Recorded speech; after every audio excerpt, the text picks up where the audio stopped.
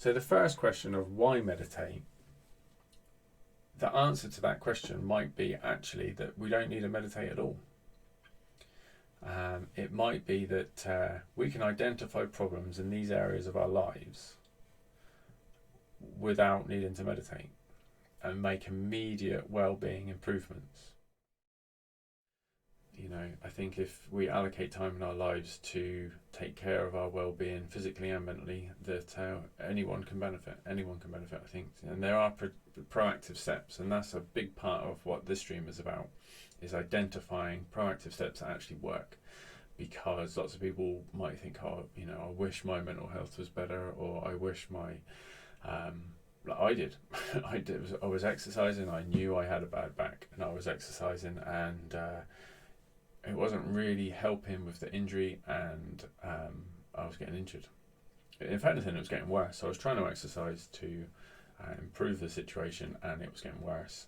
And so finding things that work, and that things that work also means things that work for us, because we all have, you know, not everyone has a shoulder injury like I do when they're thinking about their physical well-being. So it doesn't have to be tailored, and that is going to make this talk interesting. So welcome.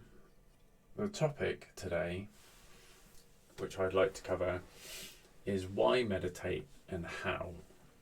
And it's going to be a little bit of a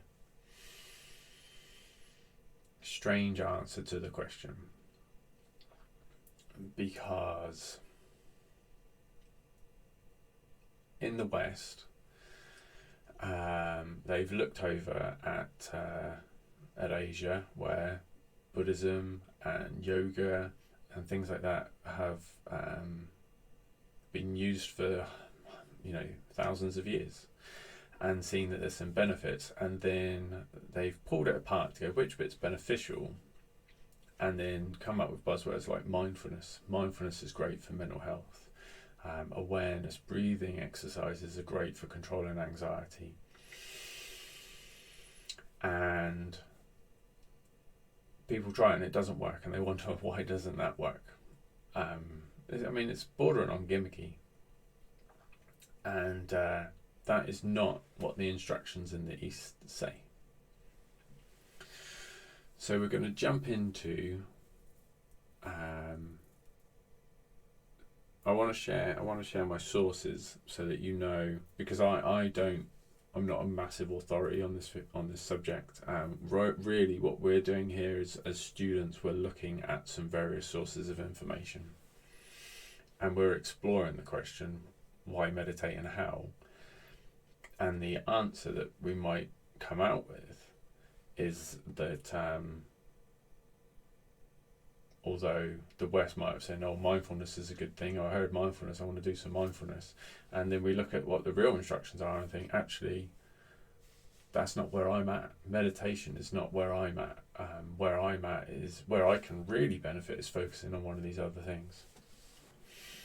So we're going to look at some sources of information, and the sources of information that I'm going to bring to the table here for us to look at is the suttas, which are the teachings of Buddhism as taught. They're the most ancient, as taught by the Buddha, allegedly.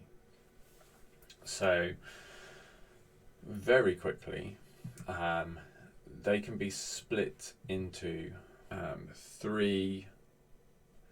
The word is basket, is what they use.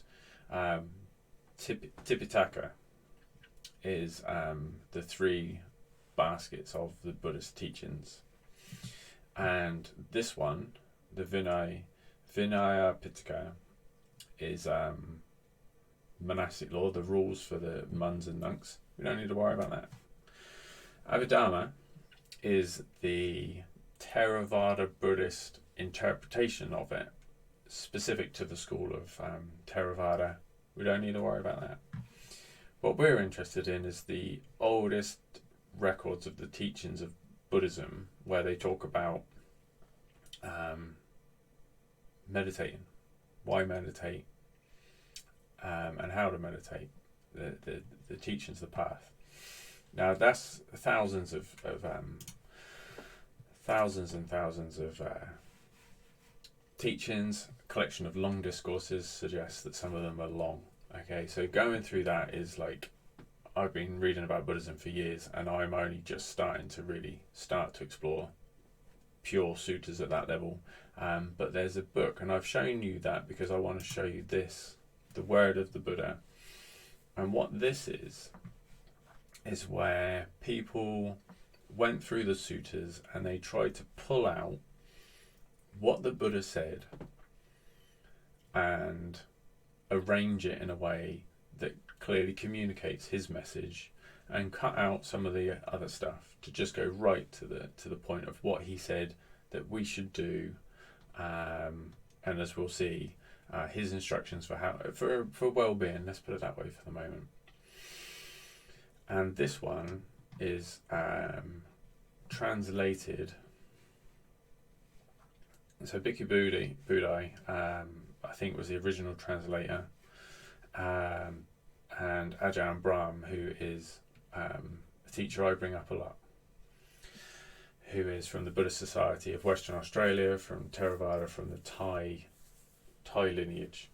And just for balance, I also have one of my other favourite books, The 8 Mindful Steps to Happiness by Bhante Henepoda Gunaratana, who is Theravada Buddhist, but he's from Sri Lanka. It's a different lineage.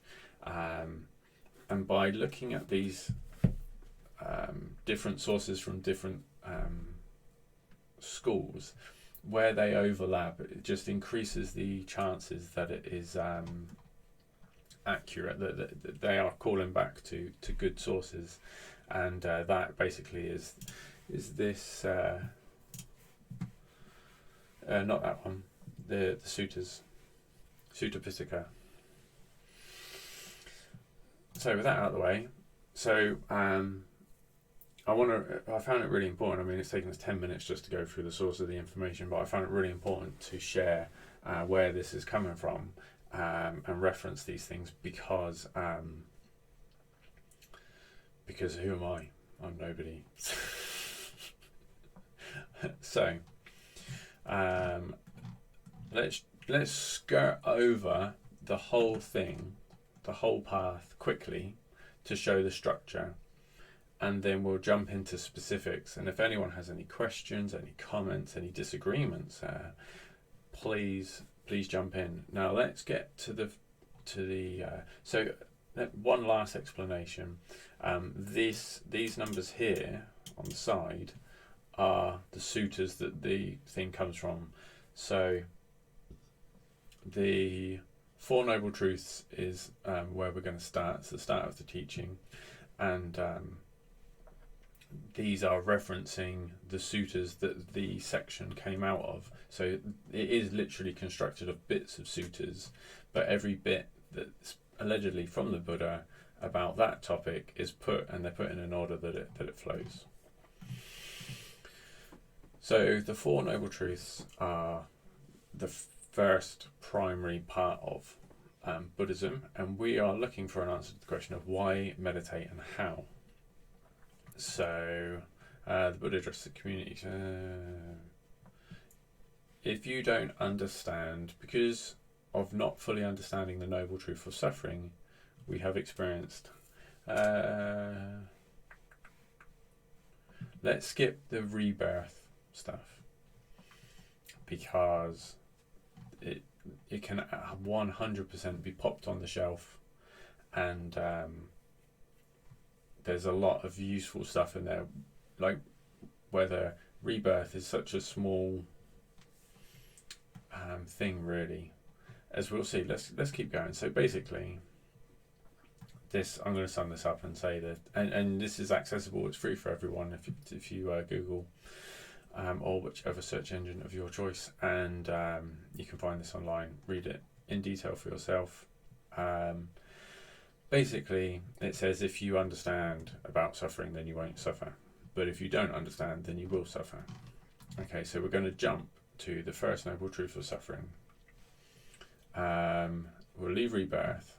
The first noble truth of suffering Is it aging is suffering? Death is suffering? Sorrow, lamentation, pain, negativity and distress is suffering? Experiencing what is unpleasant is suffering? Missing what is pleasing is suffering? Not getting what one wants is suffering? And then, in short, the 5 components of existence. But focusing on these things. So why meditate? So everyone will have their own reasons for wanting to meditate. And the way this ancient teachings of Buddhism is laid out is that this is the start point. This is why, if you follow the Buddhist instructions, they're laid out in such a way as to address suffering. So that would be the primary motive for meditating.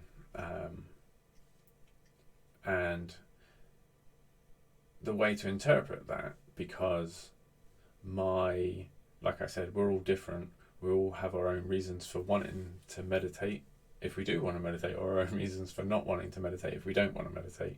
Whatever it is, it's important to identify what our motive is, because understanding our motive can help us identify our goal and finding the best way to achieve that. And I think that even if someone's like, well, my life's really good, I'm not worrying about aging or death or pain or negativity, it's just every so often I have a bit of a mental health wobble, or for me, like social anxiety, I don't want to worry about big things. I just wanted to be able to leave the house and go and do the things I wanted to be able to do. So part of the challenge of someone who says, okay, I'm thinking about meditating, is translating almost, or realizing where they are and how it fits in to these kind of very generalized teachings, because they're not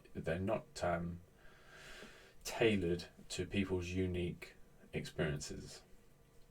So if I take my social anxiety one, the problem with social anxiety was experiencing what was unpleasant, like it wasn't nice to be very anxious. It wasn't nice to panic, but also missing what is pleasing, because I wanted to be able to go out in social situations. Basically, I was a teenager, an older teenager, and I wanted to be able to go out to pubs with friends and have fun, was what I seemed to think everyone else was doing, and I felt rubbish that I had to miss that. So that's how that fitted in. And go, okay, from there one can go, okay, that's reason enough to, it fits, I want to, and there is suffering now, I've identified suffering, that fits, what next?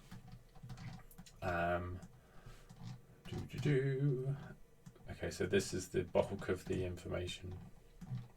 I'm going to skip that. The origin of suffering is the second step. Now, there's 4 noble truths, and the last one is the path. The first two are the more challenging, because we're looking at our own problems, and we'd rather be like, I don't know, kind of upbeat maybe, and optimistic, and not look at the problem. But this is step 1. It almost could be before identifying what the motivation is, but just having the guts and reach the point where it's like, I need to look at what's going on here, and I'm willing to look at myself. I'm willing to look at what's troubling me. So 2 is like, what is the cause of that suffering? Because if you can identify the cause and eliminate the cause, then you won't have the suffering afterwards. Let's have a look at this. Noble truth of the origin. It is the wanting which leads to suffering. Let's change that. Accompanied by enjoyment and desire, seeking delight now, here, there, That is wanting wanting related to the five senses, wanting to be, wanting annihilation. So wanting annihilation is almost like not wanting as well. So he's saying wanting here, wanting there is like whether you want this or you want that, it changes all the time. You're always wanting something different, always wanting to get rid of something or whatnot. And then it talks about the origin of suffering. So we're skipping over this quickly to try and show the structure and to try and find out why meditate and how to meditate. So a hypothesis has been provided now. I've decided I want to try and meditate, and I've looked at the instructions, and the instructions say that there's suffering, and that these instructions are aimed at people who are suffering and want to do something about it. I'm like, yeah, that fits me. What next? The hypothesis being desire, and its opposite, aversion, are the cause of suffering. I can agree with that or disagree. It doesn't matter whether we agree or disagree. It's a hypothesis. Maybe, I need to know more about this. Would be the next thing. Third noble truth. Now, this is the noble truth of cessation of suffering. It is remainderless fading away and cessation of that wanting. Wanting related to the five senses, wanting for existence, wanting for annihilation. The giving up and relinquishing of it, freedom from it, never letting it settle. Wherever in the world there is anything agreeable and pleasurable, there is the cessation of wanting comes about. And what is there in the world that is agreeable and pleasurable? Sights in the world are agreeable and pleasurable. Hearing, smell, taste, touch, and knowing is agreeable and pleasurable. And there this wanting comes to be abandoned. There is cessation and comes about.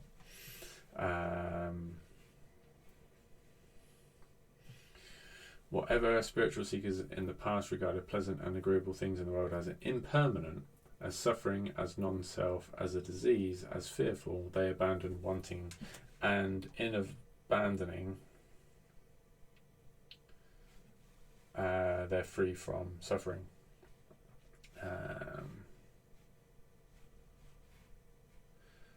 This is peaceful, this is sublime, that is the stilling of all will, the relinquishment of all acquisitions, the destruction of wanting, fading away, cessation, nibbana.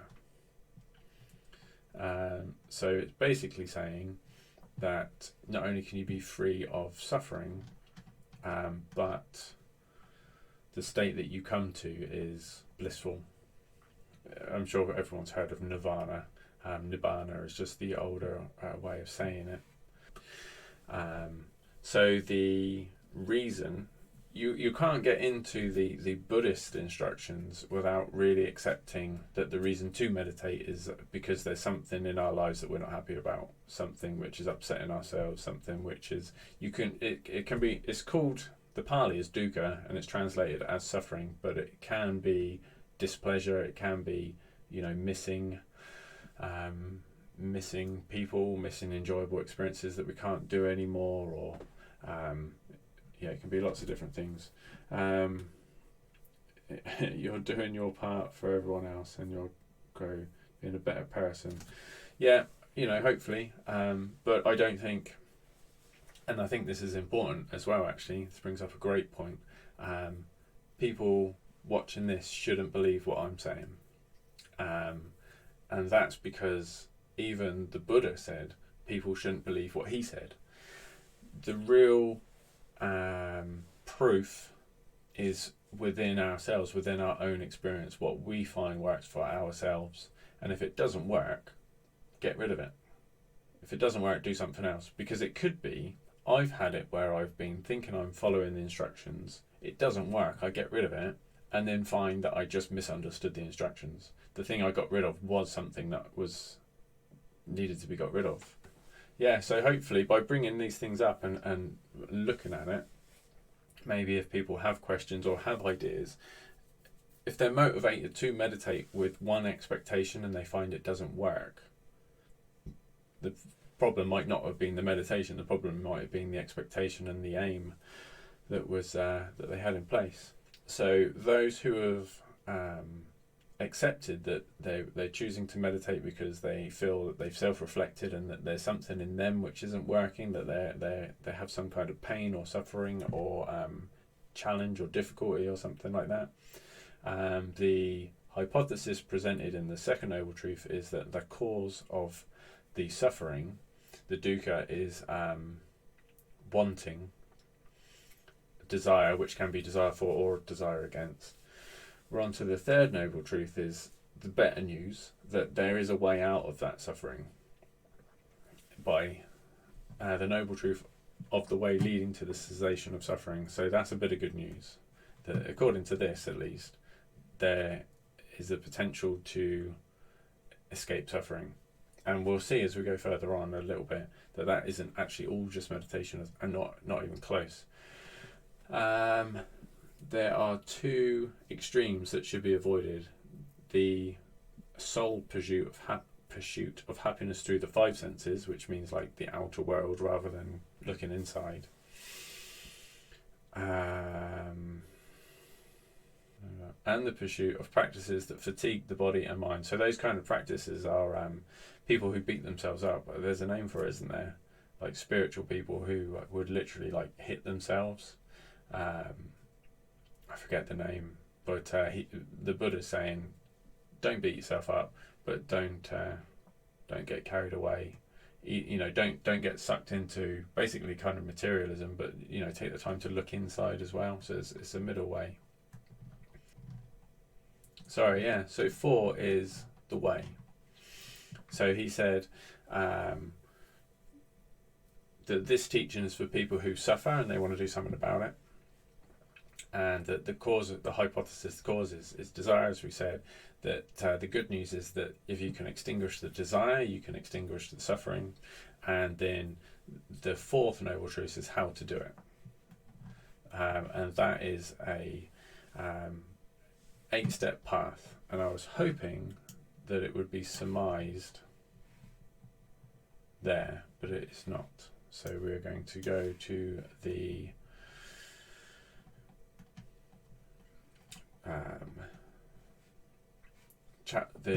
index, the chapter page. So the first step in this eightfold path is right view.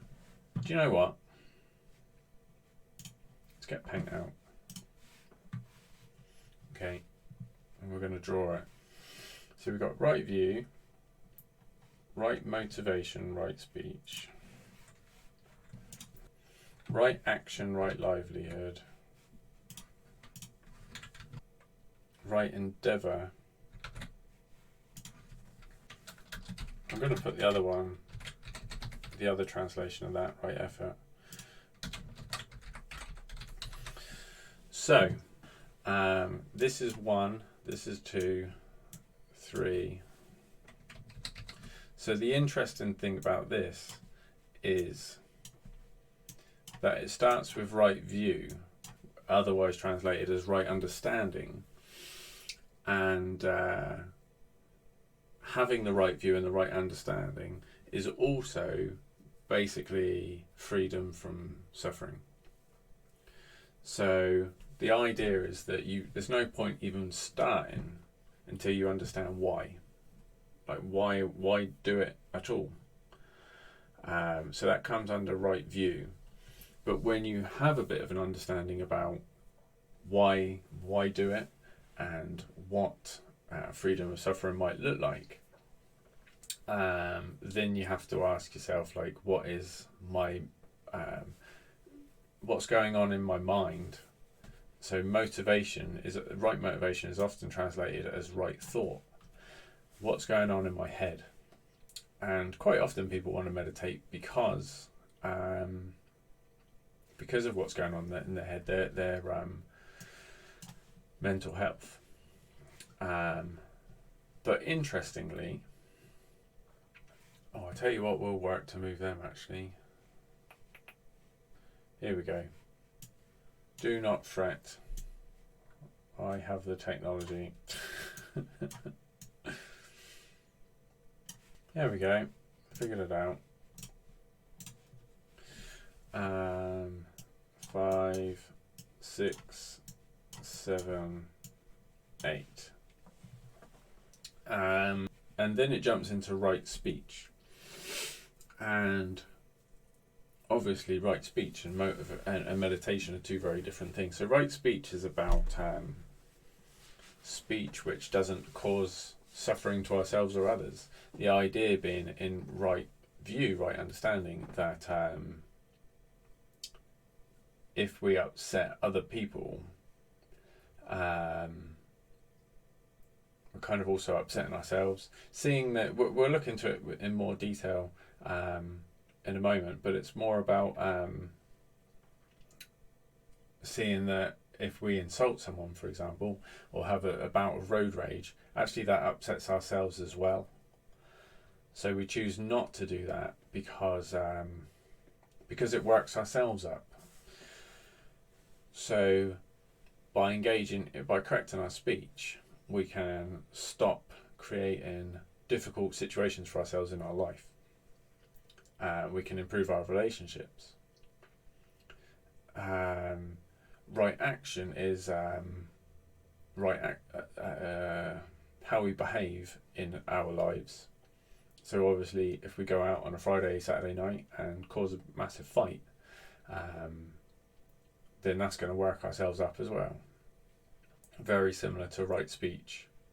Right livelihood. So in right action are some precepts which are suggested, which can lead to ourselves being more peaceful and content and cause less suffering from ourselves. One is not to kill others. Obviously, if we go around life killing people, it's going to cause ourselves some pretty big problems. Not create a happy situation. And not lying, I'll leave the other ones, not lying or cheating or those kinds of things, because if we lie and we have to try and cover it up, that creates like an anxiety. So all of these have got some backing on why it can make us happier and have less suffering right now. So right livelihood is, if our job is to slaughter pigs, we're reaching right action. We're dedicating our lives to killing living beings, and that's going to upset us, according to this. Right effort and endeavour is about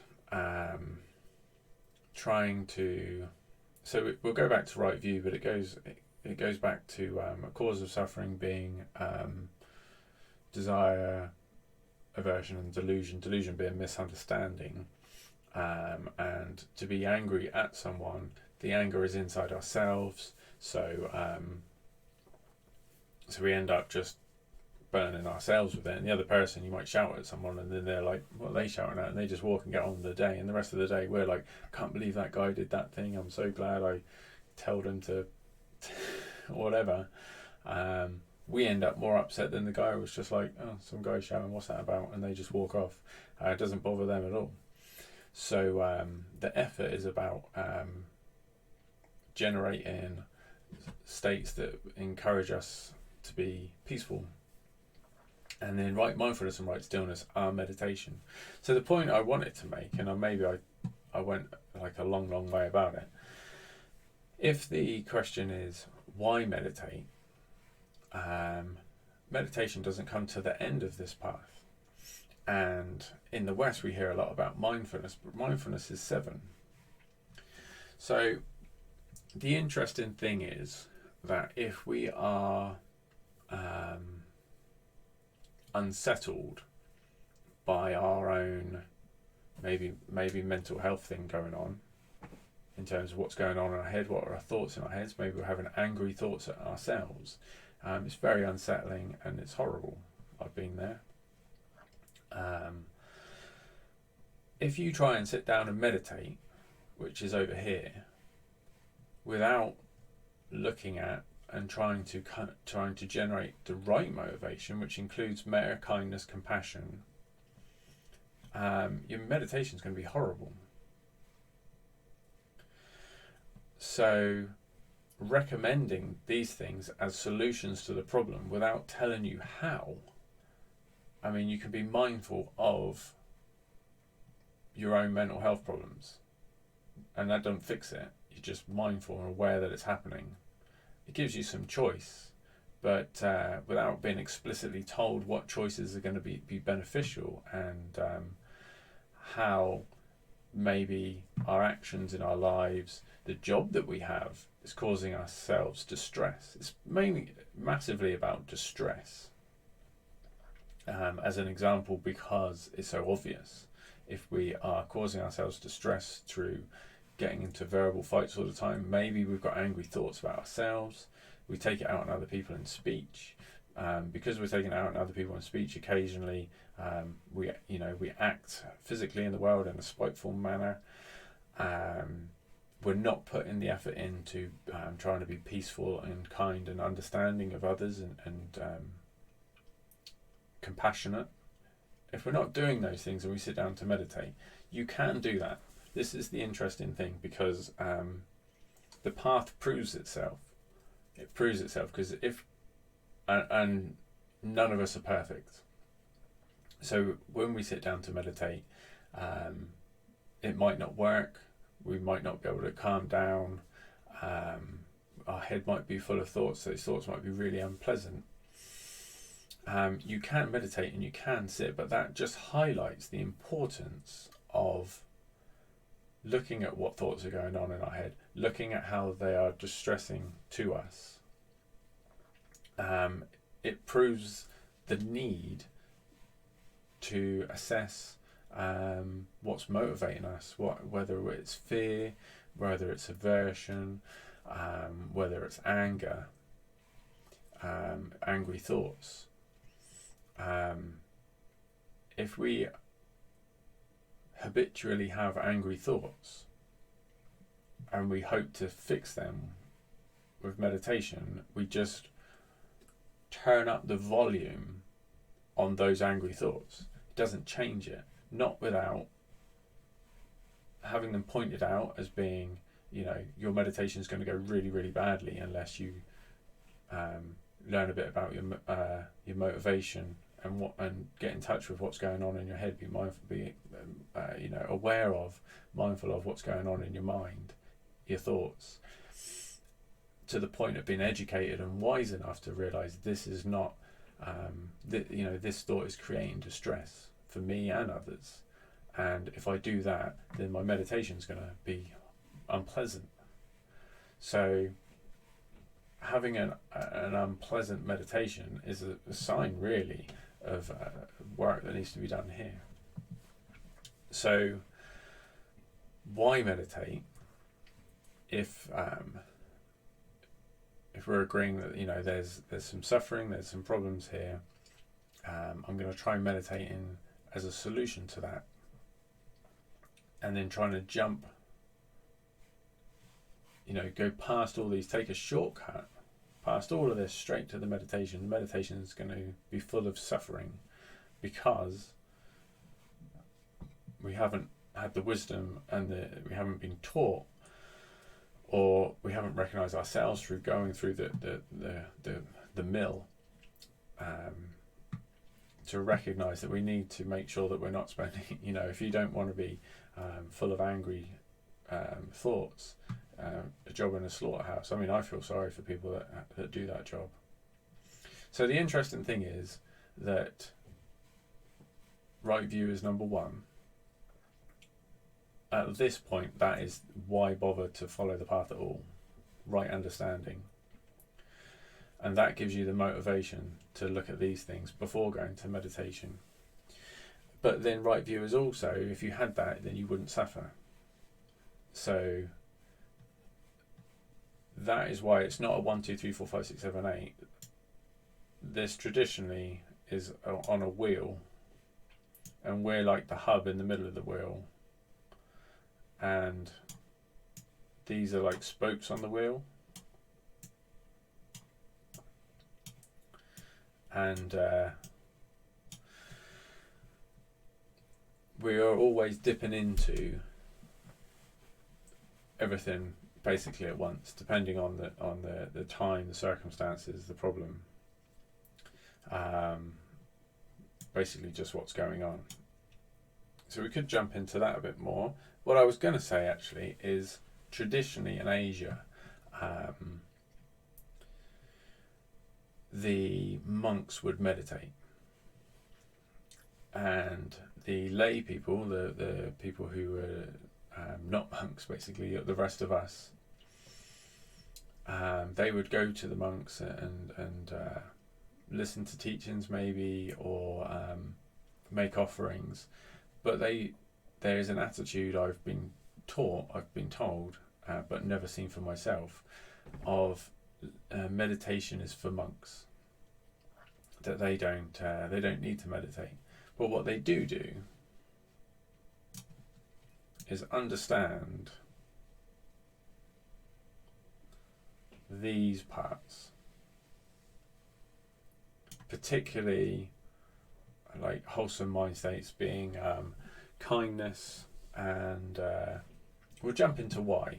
Let's just highlight this because and they say that the meditation is for monks. So the lay people that do this, they're still getting all the benefits of looking at the world in a way that fits and doesn't cause suffering, trying to be good people, trying to speak kindly and nicely, and act and live in a kind of a kind way that promotes peacefulness for themselves and those around them, without meditating.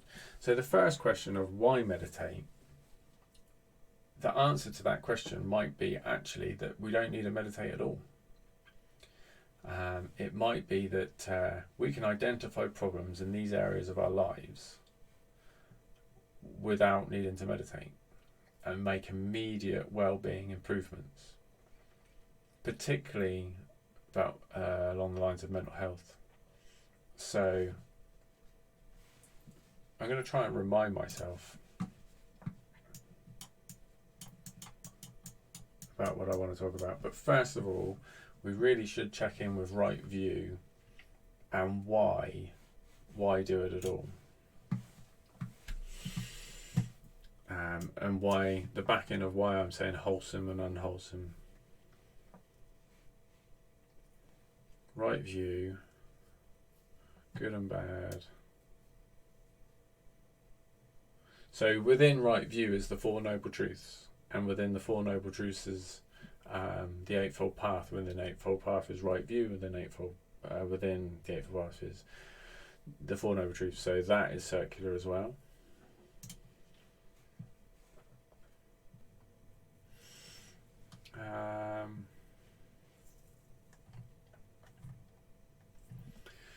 So I can easily say what it is I'm thinking. What I was really hoping to do was find a reference to it, but basically the cause of suffering, which should be under here, the cause, is wanting, craving is a better way of putting it, because we all know that feels horrible, craving something that you don't have. Fear and aversion, which is really wanting to get rid of something that unfortunately you do have, and delusion, which is misunderstanding. And they have an opposite. They have opposites. The opposite of craving being generosity. The opposite of aversion and fear being kind of acceptance, and in fact that's probably in here actually. And the opposite of delusion is wisdom, understanding.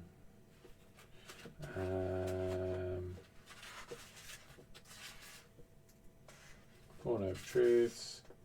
So as I said before, this is the 8 Mindful Steps to Happiness by Bhante Gunaratana, who also wrote Mindfulness in Plain English, which is an absolute classic and brilliant. These are really good as being in plain, simple English, layman's English. Not the complexities of sutras, not an academic analysis, because he wrote, I believe, one of his first books is more of an academic analysis, which is good. I own it. It's a good book. But these are so accessible, and that's the point, really. Mindfulness in Plain English and the 8 steps, Mindful Steps to Happiness, are really excellent. So I might quickly run through this then. So in right understanding is the causes of suffering, which we've already gone through. And one of the massive causes then being change, which I talk about. He listens and translates as change. Change dissatisfies us, because if you want something and then you get it and you feel great, that elation changes over time, and you're like, well, yeah, whatever. It fades. So our good feelings fade and change.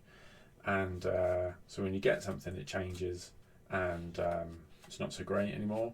And then if you don't get it, or if you had it and then you lose it, then that's change again. And following on closely from there, no control. We can't control these things. We can't control like decay and rust of a vehicle. There's all kinds of more detailed stuff which I might go into in some other stream, particularly if people have asked out of interest. Yeah, I can't find. So yeah, that's why they call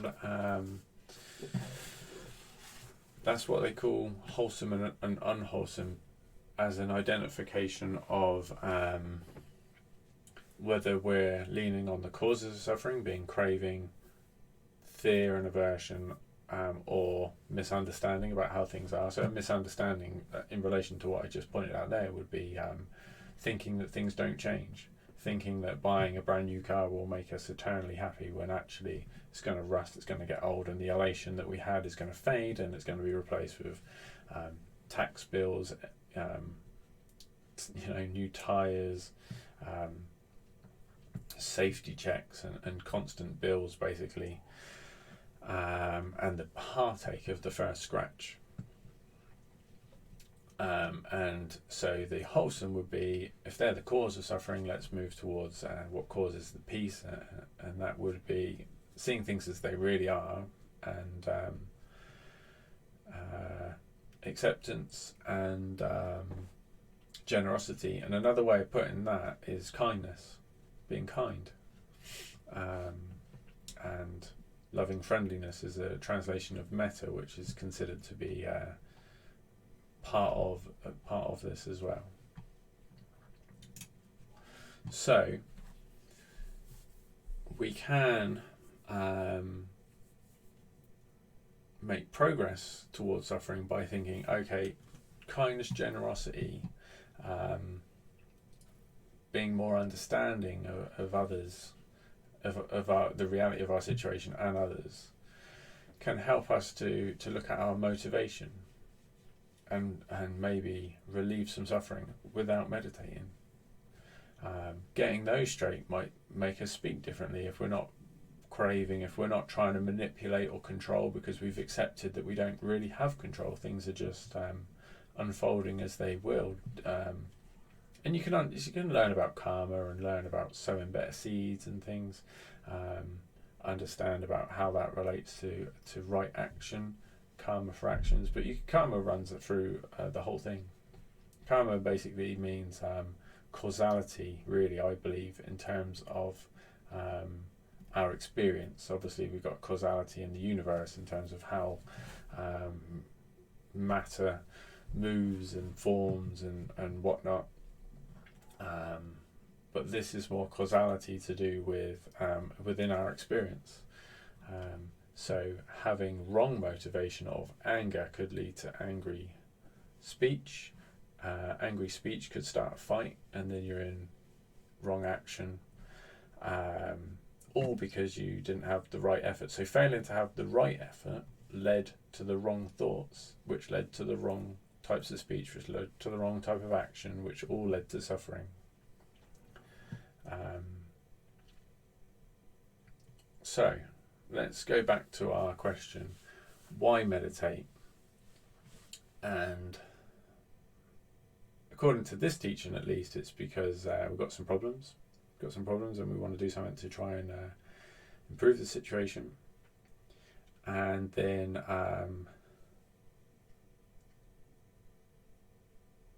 how to meditate. And we're looking now at the fact that maybe meditation isn't the answer. Maybe we don't need to meditate. Meditation can drastically accelerate things, I think. It can really put us in touch more with what's going on in our head. What are our beliefs and assumptions? With mindfulness, we might be more mindful of how are we speaking to people? What are we doing in our lives? Is there anything that we're doing which we know really we shouldn't be doing?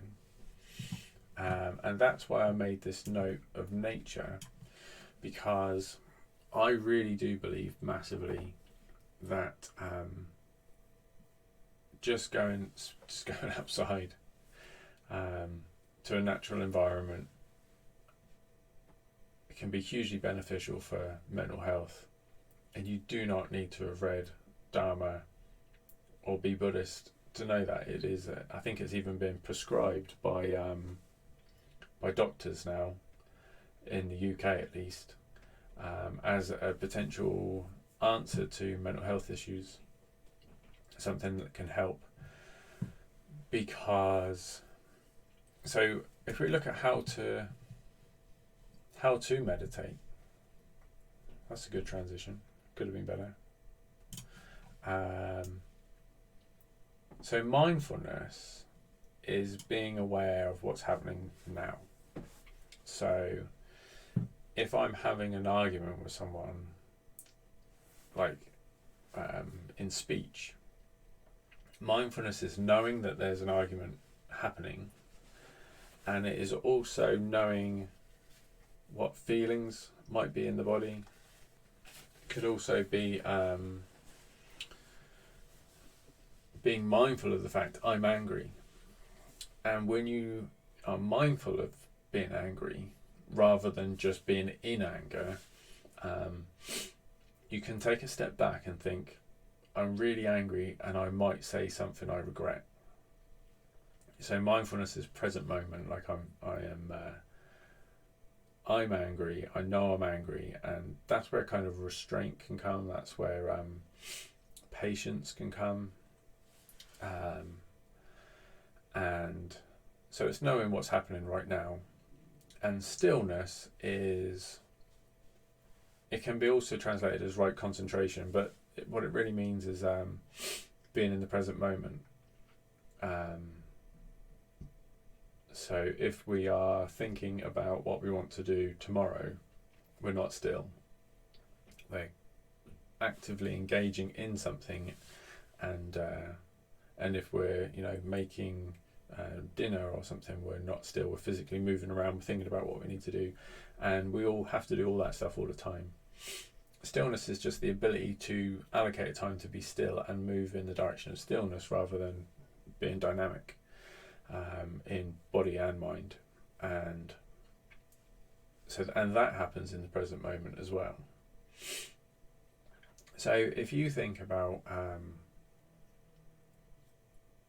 taking the dog out for a walk, so the instructions for meditation, which we will all heard, is take yourself somewhere quiet, sit down on a cushion or something like that in such a way that you can sit there comfortably, and close your eyes and watch your breath. You are then sitting down and being still, and you're connecting to what's going on. But if you think about what do you do if you take the dog for a walk in the park? You go away from the telly or work or whatever's busying us, and you go into nature where it's quieter, where you're not massively distracted and engaged. You walk in and you're open and you're seeing what's going on in the park, and you're listening, maybe seeing some flowers, listening to some bees, hearing the birds.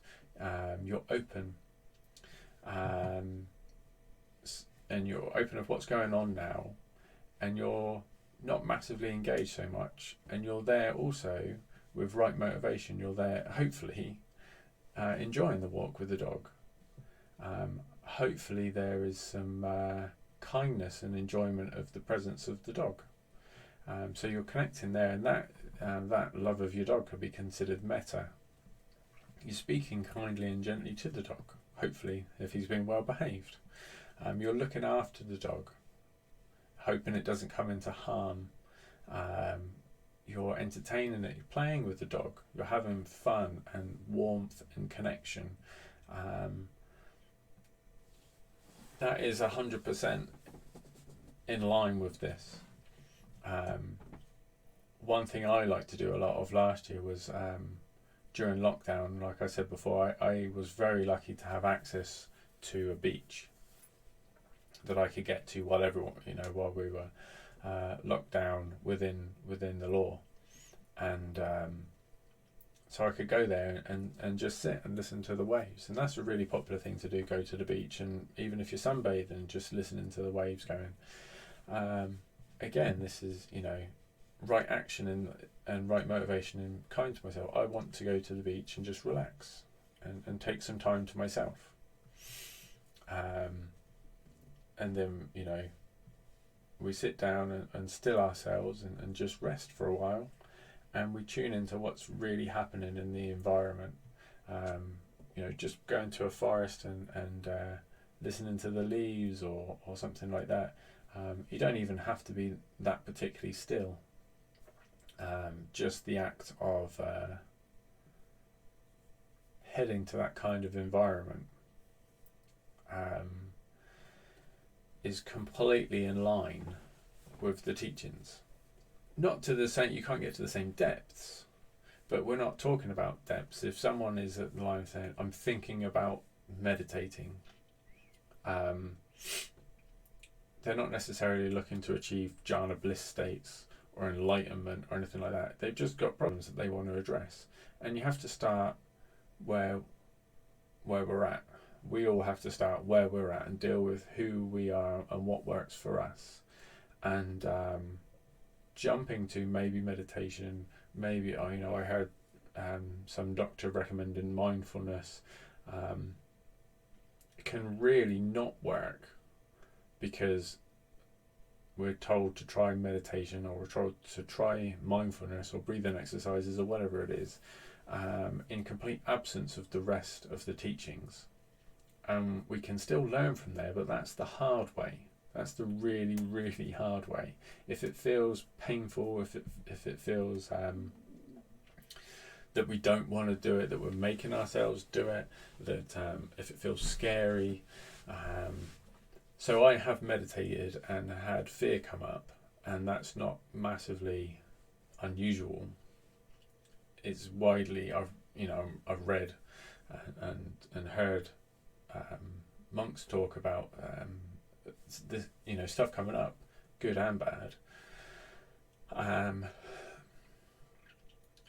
If you don't have the grounding of understanding why and why you still want to sit there, you're just kind of torturing yourself, really. And that I do not believe is massively beneficial. I mean, through trial and error, we can learn what does work and doesn't work. But if we just read the instructions, we wouldn't have to beat our heads against the wall and torture ourselves. And unfortunately, in the West, a lot of this stuff is presented without, you're only getting one chapter of the book. So I don't really think that there's too much need to jump into too much detail. So it's worth saying, obviously we've only really covered the quick flick through the word of the Buddha, and really the meat of the Dharma in terms of where change can come is deeper than what I've covered. This is totally aimed at why meditate and how. And the how is more like how can you take some of that stuff in, take some of these teachings and turn it into something that could be beneficial without needing to torture ourselves by skipping steps and pushing ourselves. For example, the walk in nature, rather than sit down, close your eyes type thing. But that's not to say that there isn't meditation taught in other schools, obviously, like yoga. And the reason to meditate might be different in those schools. I don't really know enough about them. But I do think that without thinking about why are we meditating, I think that for people who don't think about it, but they have a wholesome or more peaceful kind of mental states, that they could just fall into it and work straight away. But people who are having difficulty and they're turning to meditation because of those difficulties, which is a path I've walked, you can wind up doing more harm than good. So the one thing I wanted to say actually was Ajahn Naramoni, I hope I pronounced that right. He is the monk who is teaching, primarily answering the questions and teaching on Hillside Hermitage on YouTube. I've heard him say, and I wanted to find the reference and wasn't able to. He has said that unless you have right view, you're not meditating correctly. And yet, to have right view is a level, to some extent, I think I don't talk about it because I'm not enlightened, I don't know, but my understanding is to have right view is a level of enlightenment, or at least an increase in wisdom, a profound increase in wisdom, if you had perfect right view. So that means that all of us who are still working on, all of us who are flawed, are not meditating correctly. No matter how long we've been meditating, we're not meditating correctly because we're not meditating with complete right view. But within right effort, I can switch this off really, but within right effort, within right motivation, we can find the ways in which we are making mistakes, or our latent unwholesome habits, which we all have, and it's by seeing them and putting in the right effort, knowing the right path, knowing what to do with them. That's wisdom, and that is how change and benefits can come. But that is not really a topic for now, nor is it something I am massively qualified to speak on, because it's very much a work in progress for me. For those who watched the video, thank you guys. I hope there was something of some benefit there for some, and if not, well, no harm done. I hope you guys are well, and I hope you've had a good week and have a good weekend. See you next time.